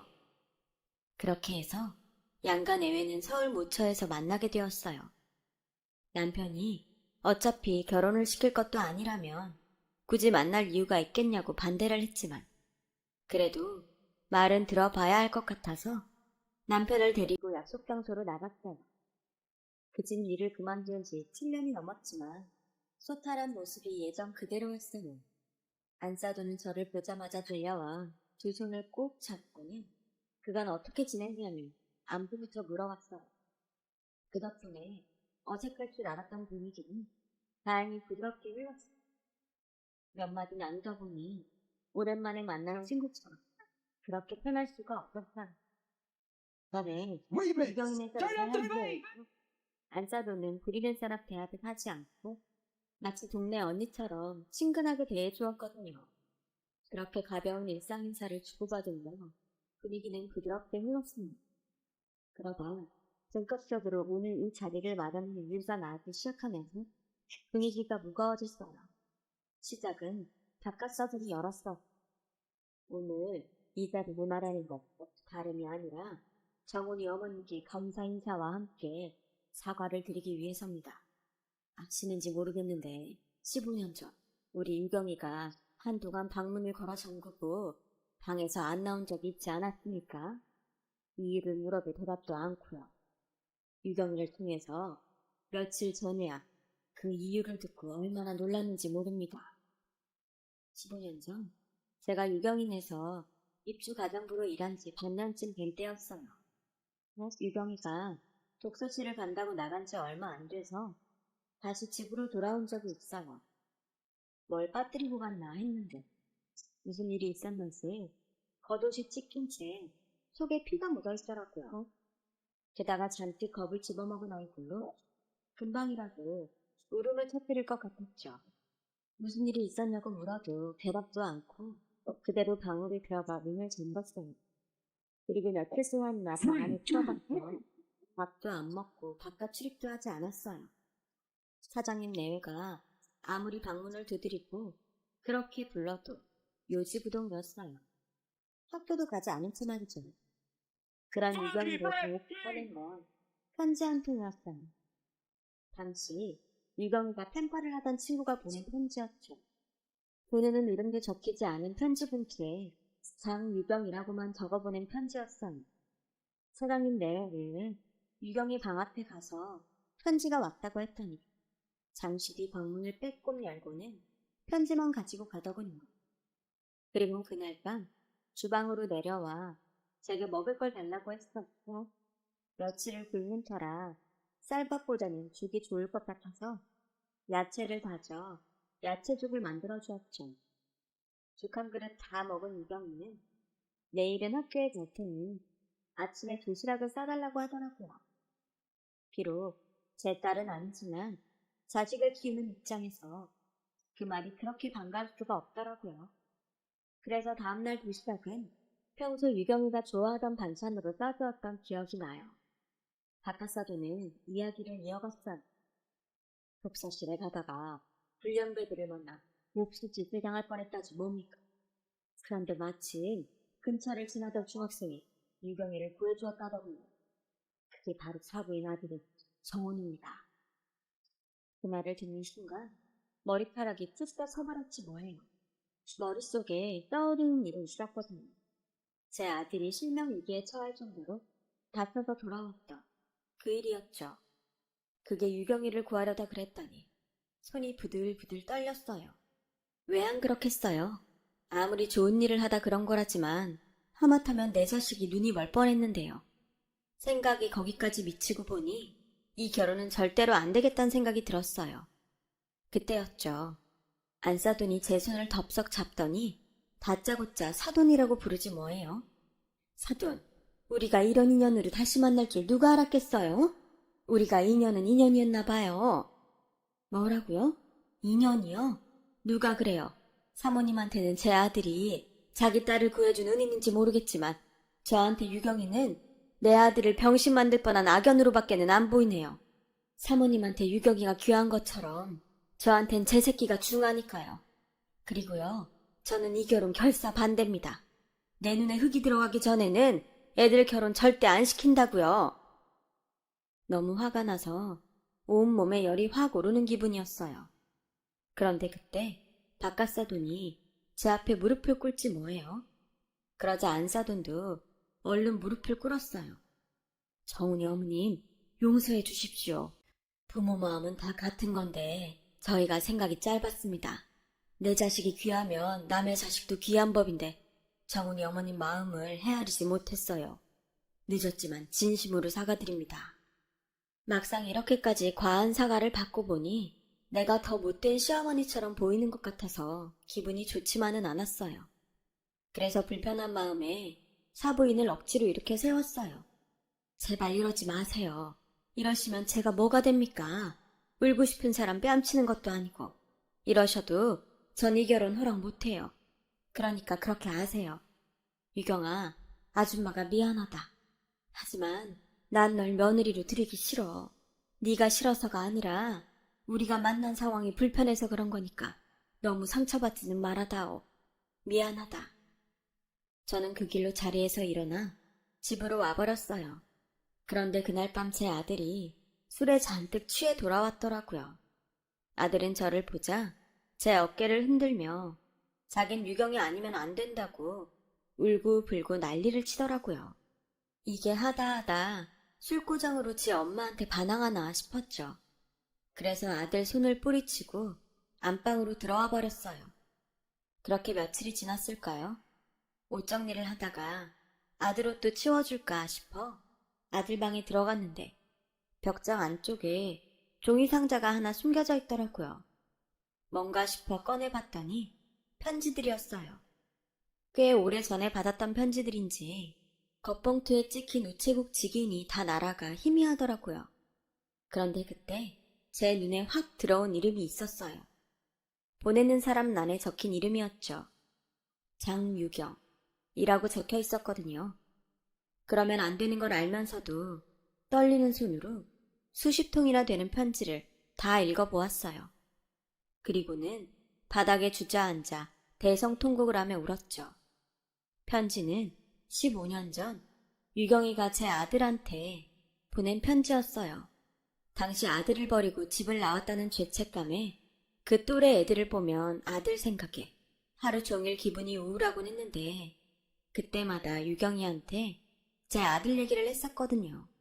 그 얘기를 귀에 담아들었던 유경이는 저를 통해 들었던 제 아들 학교와 반을 기억해 편지를 보냈던 모양이에요.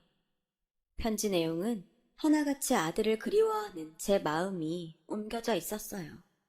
제가 유경이 도시락을 싸며 우리 아들이 제일 좋아하는 반찬이라고 했던 것, 같이 장을 보러 마트에 갔다가 남학생 옷을 보고는 아들 생각에 한참을 그 앞에 머물러 있었던 일과 문득 떠오르는 아들 생각에 눈시울 붉히던 제 모습들이 마치 영화 속 한 장면들처럼 가득 담겨 있었어요. 그리고 가장 마지막 편지에는 유경이가 제 집으로 제 아들을 초대하는 글이 담겨 있더군요. 엄마한테 마음속으로만 미안해하지 말고 행동으로 보이라면서 집 주소를 적어 보냈더라고요. 그러니까 그날 아들이 그 동네를 찾은 건 유경이 때문이 아니라 나한테 사과하기 위해서였다는 거예요. 결국 내 아들을 위험에 빠뜨린 건 바로 저였어요. 유경이는 제 아들을 위험에 빠뜨리지 않았고 오히려 나와 아들을 화해시켜준 장본인이었던 거죠. 유경이가 아니었다면 제 아들은 제 마음을 알지 못했을 거고 그랬다면 지금까지도 자기를 버린 엄마를 미워하며 살았겠죠. 아들이 공부를 열심히 하게 된 것도 유경이랑 같은 대학에 들어가기 위해서 그랬던 거였어요. 이 사실을 안 이상 그냥 넘어갈 수는 없었어요. 그래서 유경이를 불렀죠. 그리곤 오래전 일에 대한 감사와 함께 최근에 제가 가슴 아프게 했던 것들에 대해 사과를 했어요. 이렇게 예쁜 마음을 가진 아이를 몰라본 멍청한 아줌마를 용서해달라고 말이죠. 유경이는 그런 말씀 마시라며 오히려 제 눈물을 닦아주더라고요. 그렇게 우리는 15년에 걸쳐 맺어진 인연으로 고부 사이가 되었어요. 그리고 지금은 세상에서 가장 사이가 좋은 고부를 살고 있답니다. 친구와 남편 때문에 세상의 배신감도 느끼고 그렇게 어느 정도 살아내다 보니 알 만큼은 안다고 생각했는데 사람 인연이라는 것이 이렇게 사람을 치유하고 반성하게 만들 줄은 몰랐습니다. 우리 아들과 며느리한테 항상 고맙고 미안한 마음으로 살아가고 있어요. 여러분의 가정에도 건강과 복이 가득하길 바라며 좋은 인연들과 행복한 가정 이루시길 바랍니다. 제 사연을 마치겠습니다. 국내에서 카페를 운영하고 있는 여성이에요. 대형 프랜차이즈 카페는 아니고 아르바이트생 2명을 두고 있는 작은 카페예요. 가게에서 파는 케이크와 쿠키는 모두 제가 직접 만들고 있어요. 두 아이를 키우는 엄마다 보니 내 아이들 먹일 간식 만드는 마음으로 만들고 있죠. 솔직히 아이들을 키우면서 카페를 운영하는 건 쉬운 일은 아니에요. 다행히 제 경우는 애들 아빠가 퇴근 후 아이들을 돌봐주고 있어서 밖에서 일하는데 수월한 편이긴 해요. 다행히 아이들도 일하는 엄마를 많이 응원해주고 있고요. 저는 초등학교 5학년인 아들과 3살인 딸아이를 키우고 있어요. 딸아이는 올해 유치원에 들어갔죠. 아직 어려서 걱정을 많이 했는데 다행히 친구들과도 잘 지내고 적응도 빨라서 안심이 되더라고요. 작은 아이 허원은 주로 큰애가 맡아서 하는데 방과 후 유치원에 들러 카페로 데려오곤 하죠. 나이 차이가 많이 나다 보니 오빠 노릇을 톡톡히 한다니까요. 종종 사람들은 왜 그렇게 나이 타울이 지게 나왔냐고 묻곤 하는데요. 사실 거기엔 이유가 있어요. 이런 얘기를 꺼내기 조심스럽긴 하지만 저희 가족은 지금과 같은 형태가 되기까지 남다른 시간을 보내야 했어요. 그리고 그 시간들은 그리 행복한 기억은 아니었어요. 저희 아빠는 제가 10살이 되던 해 교통사고로 세상을 떠나셨어요. 하루아침에 가정을 잃은 우리 가족은 슬픔에 빠져있을 여유도 없이 냉혹한 현실에 맞닥뜨려야 했어요. 엄마는 여자 혼자의 몸으로 저와 언니를 키우시느라 고생이 많으셨죠. 다행히 저희 집 형편이 좀 괜찮은 편이었고 가해자로부터 합의금과 보험금까지 받아서 생활에 어려움은 없었어요. 가장은 이렇지만 드라마에 나오는 것처럼 하루아침에 집안 형편이 나빠지거나 하는 일은 없었어요. 하지만 한창 어리광을 부릴 나이였던 저는 아빠의 부재가 큰 상처가 되었어요. 중학생이던 언니는 큰딸이라 그런지 엄마 곁에서 씩씩하게 장례 절차도 돕고 집안일도 도우며 장녀 노릇을 톡톡히 해냈어요. 언니라고 아빠 이런 슬픔을 어른스럽게 참아낸 거죠. 하지만 저는 아니었어요. 고작 10살밖에 안 된 초등학생인데다 평소 아빠와 사이가 돈독했던 터라 상실의 아픔을 누구보다 크게 느꼈던 것 같아요. 저는 잘 기억이 나지 않지만 엄마 말로는 제가 실어증 증세도 보였다고 했어요. 발인 날에는 제가 너무 울어서 탈진하는 바람에 언니가 저를 내내 안고 있었다고 하더라고요. 시간이 약이라는 말처럼 엄마와 언니의 보살핌 속에서 저는 조금씩 슬픔에서 빠져나올 수 있었지만 아빠의 부재로 인한 후유증은 어린 제 가슴에 깊게 남아버렸어요. 현재 언니는 간호학과를 졸업한 뒤 간호사로 일하고 있어요. 엄마의 고생을 덜어준다고 일부러 취업이 수월한 직업을 선택한 거죠. 저는 요리와 베이킹을 좋아했어요. 그래서 식품영양학과에 입학을 했어요. 그때부터 저는 디저트 카페를 열거나 빵집 혹은 호텔에서 파티셔로 일하기를 꿈꾸었죠. 그래서 재학 중에 자격증도 미리 따두었어요. 저는 대학을 졸업하기 직전 호텔에서 인턴으로 일하게 되었어요. 호텔에서 운영하는 베이커리에 인턴 제과사로 일을 하게 된 거죠. 탄탄한 곳이라 인턴 후 정직원으로 채용되길 바랐어요. 하지만 제 이런 계획에 제동이 걸리게 되었죠. 그곳에서 한 남자를 만나게 되었거든요. 그 남자는 저희 베이커리에 단체빵을 주문하러 온 손님이었어요. 호텔 근처 회사에 다니고 있었는데 회사 직원들과 먹을 거라고 하더군요. 그때는 그저 평범한 손님인 줄 알았는데 그 후로도 그 남자는 단체 주문을 하러 일주일에 한 번은 찾아왔어요. 가끔은 개인적으로 빵을 사러 오기도 했고요. 그렇게 자주 저희 베이커리를 찾던 그는 어느 순간부터 제게 인사를 건네기 시작했어요. 형식적인 인사가 아닌 꽤 다정한 인사였죠. 머리를 묶으니 더 예쁘다거나 손재주가 좋은 것 같다거나 듣기 좋은 말들의 일색이었죠. 그런데 그런 인사가 싫지 않더라고요. 오히려 힘이 되고 그 사람 목소리만 들어도 기분이 좋았죠. 그리고 얼마 뒤 그는 단체 주문 예약을 핑계로 제 전화번호를 받아갔어요. 저는 주문 때문이라는 말에 생각 없이 알려주었죠. 이후로 그는 제게 종종 연락을 했어요. 대개는 빵 주문 전화가 아닌 개인적인 용무 때문이었죠.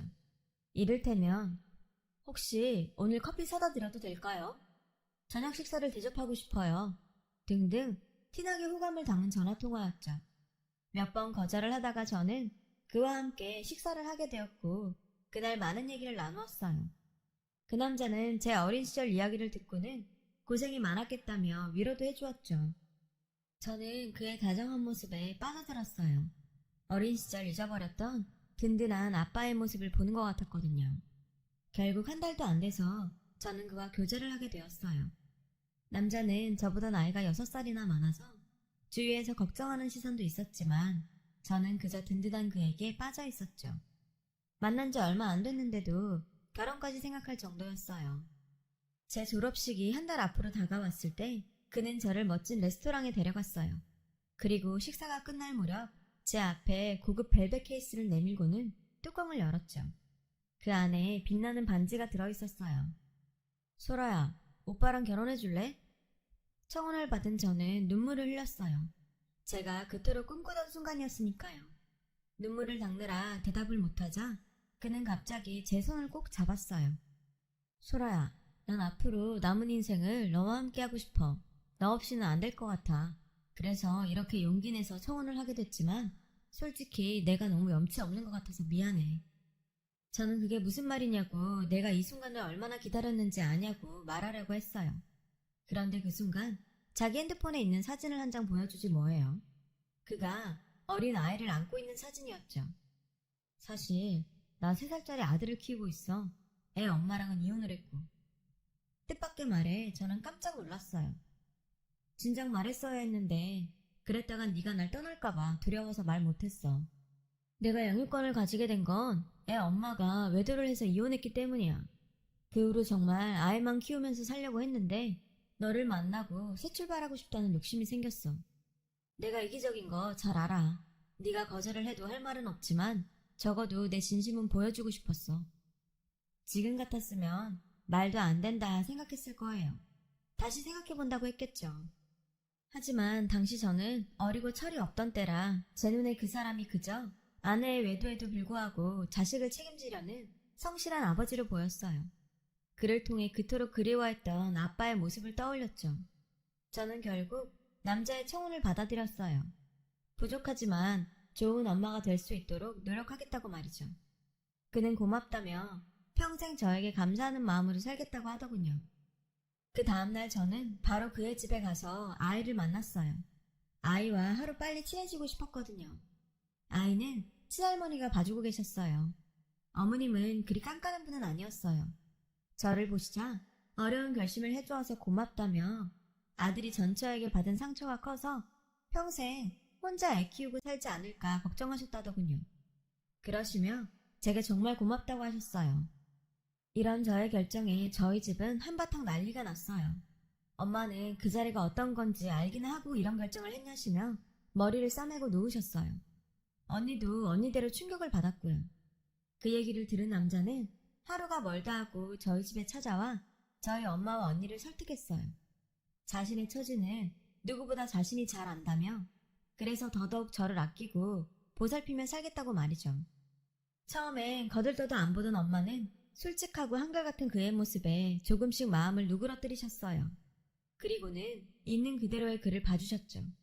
그리고 얼마 뒤 결혼을 승낙해 주셨어요.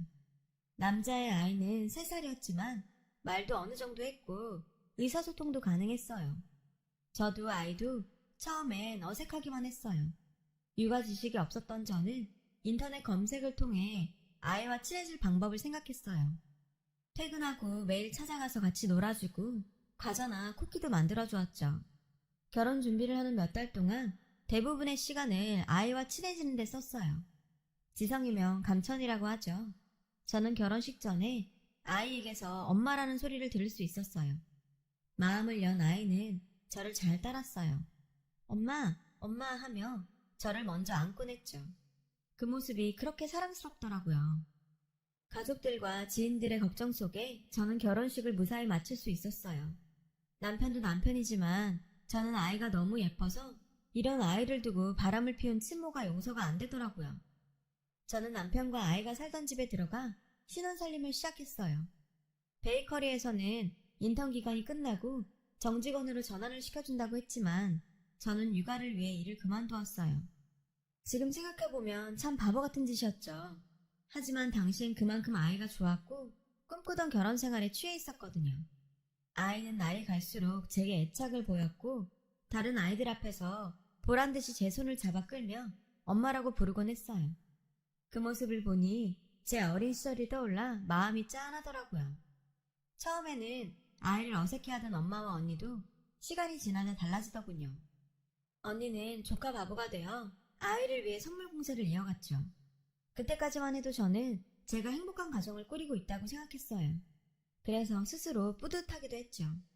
하지만 그런 꿈 같은 생활은 결혼한 지 1년도 채 안 돼 무너지고 말았어요. 제가 이혼을 하게 되었거든요. 이혼 사유는 어이없게도 남편의 외도였어요. 결혼하고 7개월 정도 되었을 때 우연히 남편의 핸드폰을 보게 되었어요. 그리고 그 순간 막장 드라마에 나올 법한 상황이 전개되었죠. 남편의 핸드폰에는 하트 이모티콘으로 장식된 연락처가 있었고 그 번호로 주고받은 문자를 보니 기가 차서 말이 안 나올 지경이더라고요. 닭살 돋는 애정 표현과 음란물에 가까운 사진들로 가득했거든요. 너무나 확실한 외도 증거에 저는 곧바로 남편을 추궁했어요. 남편은 순순히 인정하더군요. 미안해. 집에서 육아에 빠져 푸석해진 네가 더 이상 여자로 안 보여. 상상도 못한 그 말에 어이가 없어서 눈물도 안 나오더라고요. 결국 그 사람은 달콤한 말로 꼬드겨 저를 자기 아이의 보모로 부렸을 뿐이었죠. 남편을 믿었던 만큼 충격도 컸어요. 저는 몇 날 며칠을 알아누웠어요. 당장이라도 이혼을 하고 싶었지만 아이가 눈에 밟히더라고요. 그 사이 아이와 정이 많이 들어 쉽게 떼어낼 수 없었거든요. 그래서 소가리를 하며 몇 주를 견뎠어요. 그러다 결국 언니한테 들키고 말았죠. 조카 간식 샀다고 집에 불쑥 찾아온 언니가 제 몰골을 보곤 도대체 무슨 일이냐고 추궁을 계속했고 부인을 하다 결국 울면서 언니한테 모든 사실을 말해버렸어요. 그러자 언니가 불같이 화를 내더라고요. 당장 이혼해. 내가 왜 망설이는지 알지만 그래도 헤어지는 게 맞아. 난 내가 그 자식이랑 한 집에 사는 꼴 절대 못 본다고. 딴 거 걱정하지 마. 일단 네 걱정만 하라고. 변호사 알아봐 줄 테니까 그 자식한테 위자료 제대로 받고 여기서 그만 끝내. 언니는 정말 다음날 병원에 휴가를 내고 제 이혼 소송을 위해 뛰어다녔어요. 뒤늦게 사실을 알게 된 엄마는 땅을 치시며 후회하셨죠. 그때 끝까지 말렸으면 이런 일은 없었을 거라면서 당신 잘못이라고 목 놓아 우셨어요. 저로 인해 엄마와 언니가 힘들어하는 모습을 보자 그동안 내가 얼마나 무르게 살았는지 알겠더라고요. 그래서 마음 독하게 먹고 이혼 소송을 진행했어요. 남편이 유책 배우자였기 때문에 위자료를 받고 이혼할 수 있었어요. 하지만 제게 양육권이 없었기에 아이와는 이별을 할 수밖에 없었죠. 이혼이 성립되고 제가 집을 나오던 날 아이가 저한테 매달리며 자기도 엄마 따라 가겠다고 엉엉 우는데 어찌나 마음이 아프던지 눈물을 참느라 아이와 작별 인사도 제대로 못하고 서둘러 집을 나와야 했어요. 결혼을 하고 직장을 그만둔 상태여서 1년 만에 다시 직장을 구해 일을 시작했어요. 호텔로 돌아가지는 못하고 동네에 있던 빵집에 취직을 하게 되었죠. 저는 한동안 우울증에 시달려야 했어요. 한때는 일상생활이 힘들 정도였어요. 악몽도 자주 꾸고 툭하면 울기도 했죠. 그런 제 모습을 보던 언니는 심리상담을 권유했어요. 처음에는 사양했는데 점점 심해져서 결국 상담을 받게 되었어요. 1대1 상담도 받고 때로는 그룹 상담도 받았어요. 처음엔 도움이 될까 했는데 어느 순간부터 속마음을 터놓게 되면서 마음속 응어리가 조금씩 풀리는 것 같았어요. 그래서 적극적으로 참여했죠. 그룹 상담을 받다가 그곳에서 한 남자를 만나게 되었어요. 저보다 4살 많은 그는 몇 년 전 친누나를 떠나보낸 뒤 지켜주지 못했다는 죄책감에 힘들어서 상담치료를 받고 있다고 했어요. 사인은 심장마비였어요. 그것도 바로로 인한 심장마비였죠. 몸 안의 장비가 엉망이었어요. 특히 소화기관은 더 망가졌어요. 누나의 괴로움은 알았죠. 한동안 자비감에 빠져서 일상생활도 힘들고 사람 만나는 것도 힘들었어요. 자포자기하는 심정으로 여기 왔는데 많은 분들의 위로에 많이 울었어요. 남자는 눈시울을 붉히며 말했어요. 그 남자는 상담을 거의 마치고 수료를 앞두고 있었어요. 짝을 짜 상담하는 시간이 저는 그와 짝이 되었고 조심스럽게 제 사연을 털어놓게 되었어요. 제 얘기를 들은 그는 제 손을 잡고 저를 안아주더군요. 그리고는 촉촉한 눈으로 제게 그러더라고요. 잘 견뎠어요. 용기 내서 이렇게 나와주어서 고마워요. 살아줘서 고마워요. 그 말에 저도 모르게 눈물이 흘렀어요. 살면서 누군가에게 이렇게 진심 어린 위로를 받게 될 줄은 몰랐거든요. 그날 우리는 연락처를 교환했고 밖에서 둘이 따로 만나기로 했어요. 그렇게 만남을 이어가다 보니 서로에게 호감을 가지게 되었고 자연스럽게 연애를 하게 되었죠. 사실 조금 두려웠어요. 이번에도 뜬째로 받게 되면 어쩌나 두려웠거든요.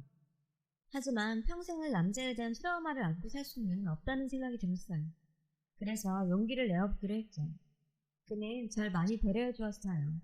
이전의 아픔을 다 지울 수 있을 만큼이요. 그리고 1년이 거의 다 되어갈 무렵 저는 그에게 초혼을 받았어요. 그런데 그가 뜻밖의 만권에서 뭐예요? 부탁하고 싶은 게 있어. 누나가 죽기 전에 남긴 아이가 있거든. 지금은 누나 전 남편이 키우고 있는데 자기만 허락한다면 내가 키우고 싶어. 강요하는 건 아니야. 네가 원하지 않으면 우리 부모님이 키우셔도 돼. 애 얼굴도 안 보여줘서 부모님이 상심이 크거든. 그래서 조카를 데려오려고 소송을 할 생각이야. 그러자면 법정 공방도 있을 테고 많이 소란스러워질 거야. 난 자기가 그걸 이해해줬으면 하는 마음에서 얘기하는 거야. 미안한 마음에 힘겹게 얘기하는 그를 보니 제 마음도 편치 않았어요. 당연히 해야지. 엄연히 손주인데 얼굴도 못 보고 사는 게 말이 돼? 소송 당장 진행해. 나도 도울게. 그렇게 우리는 결혼 준비와 법정 싸움을 동시에 진행하게 되었어요. 결혼식을 한 달 앞둔 어느 날이었어요. 법원 출석 날짜가 잡혔어. 저는 법원에 같이 가겠다고 했어요. 저는 법정 뒤쪽에 자리를 잡고 앉았어요. 잠시 뒤 신우이의 전 남편이 들어왔어요. 그 순간 저는 입을 틀어 막았어요. 법정에 들어온 그 남자는 다름 아닌 제 전 남편이었거든요. 제가 충격에 빠져있는 동안 제 약혼자는 판사 앞에서 열변을 토했어요. 자신의 누나는 남편의 외도로 우울증에 시달렸으며 양육권을 얻으려 밤낮 없이 일하다가 심장마비로 죽었다고 말이죠. 현재 친부가 아이의 양육권을 가진 상태로 외삼촌인 자신과 외조부모의 접견을 맡고 있어서 몇 년째 얼굴조차 못 보고 있어서 이렇게 소송을 진행하게 되었다고 말했어요. 그러자 전 남편이 반론하더군요. 제 전 아내는 산후우울증이 심했습니다. 제가 아기를 신경 쓰느라 아내를 돌보지 못한 것은 잘못했지만 외도라뇨. 제가 외도를 했다는 증거가 있습니까? 약혼자는 자신의 누나가 이혼 전에 저 인간의 외도에 대해 얘기하며 힘들어했다고 항변했어요. 그러자 전 남편이 뻔뻔한 낯짝으로 물증을 대라고 소리치더군요. 그날의 재판은 별 소득 없이 끝이 났어요. 재판이 끝나자 전 남편은 쌩하니 법정을 나가버렸어요. 제 약혼자는 축 처진 어깨로 제게 다가왔죠. 변호사 말이 물증이 없으면 어려울 거라고 하더군요. 그리고 2주 뒤 재판이 재개되었어요. 법정에 들어가니 전 남편이 저를 보고는 기겁을 하더군요. 증인석으로 나간 저는 판사 앞에서 전 남편의 외도 증거와 함께 저 인간이 어떤 놈인지를 증언했어요. 저 역시 저 사람의 외도로 이혼을 했어요. 제가 저 사람과 결혼 얘기가 오갈 무렵 아이는 할머니와 생활을 했고 저 사람은 아이에게 부모 노릇을 전혀 하지 않았어요. 결혼 후에도 그랬고요. 저는 증언을 하면서 마음에 감춰두었던 아이에 대한 그리움을 피력했어요. 아이 역시 저와 살기를 원한다는 것도요. 저의 증언에 전 남편은 난감한 표정이 되었죠. 저는 변호사를 통해 전 남편의 외도 증거를 모두 제출했고 제 증언과 증거에 힘입어 전 남편이 아이를 제대로 양육하지 않았다는 것에 대해 조사가 들어갔어요. 아이는 그때까지도 할머니랑만 지내고 있었고 유치원에 가는 것 외에는 전혀 바깥 생활이나 또래 아이들과 만나는 일이 없이 격리된 생활을 하고 있었어요. 아이가 우울증 증세까지 보이고 있었죠. 결혼식도 미루면서 진행한 법정 공방은 결국 우리 쪽의 승소로 끝이 났어요. 그렇게 우리는 아이의 면접권을 얻었고 수년 만에 손자를 만난 시부모님은 아이를 안은 채 펑펑 우셨어요. 무엇보다 아이는 저를 다시 만나게 되어서 기쁜 모양이었어요. 저를 보자마자 와라강기며 엄마라고 부르더군요. 이제 엄마랑 같이 살 수 있냐고 몇 번이나 물었죠. 아직 그럴 수는 없지만 한 달에 2번은 볼 수 있다고 아이를 달래야 했어요. 그 말에 시무룩해진 아이를 보니 가슴이 찢어질 것 같았죠. 그래서 아이를 찾기 위해 끝까지 소송전을 벌이기로 했어요. 얼마 뒤 우리 부부는 아이가 보는 가운데 결혼식을 올릴 수 있었어요. 남편은 그 후로도 기나긴 법정 싸움을 벌여 마침내 아이를 입양하는 데 성공했어요. 전 남편의 양육 태만이 부른 결과였죠. 아이가 아빠가 아닌 저희 부부와 살겠다고 한 것도 큰 도움이 되었고요. 아이는 이제는 정말 엄마랑 같이 살 수 있는 거냐며 울먹이며 묻더군요. 저는 앞으로 절대 헤어지지 않을 거라고 말하고는 아이를 안고 펑펑 울었어요. 자기를 버리고 떠났던 저를 엄마라고 받아주는 이 아이를 평생 아끼고 사랑해야겠다고 생각하면서요. 시간이 흘러 현재 우리 집은 식구가 늘어서 4식구가 되었어요. 그 사이 제가 딸아이를 낳았거든요. 우리 아이들은 여느 집 아이들처럼 밝고 명랑한 아이로 자라고 있어요. 카페를 하는 저를 대신해 여동생도 얼마나 잘 챙기는지. 우리 아들이 아니었다면 저는 지금처럼 밖에서 일을 할 수 없었을 거예요. 제게는 세상 둘도 없는 든든한 아군이죠. 우리 가족은 엄청난 시련을 겪어서야 지금의 행복한 삶을 얻을 수 있었어요. 앞으로도 크고 작은 시련들이 수시로 닥치겠지만 그래도 온 가족이 똘똘 뭉쳐서 잘 헤쳐나갈 거예요. 저의 사연을 들어주셔서 감사드려요. 여러분도 사랑하는 가족과 함께 오늘도 행복하시길 바랍니다.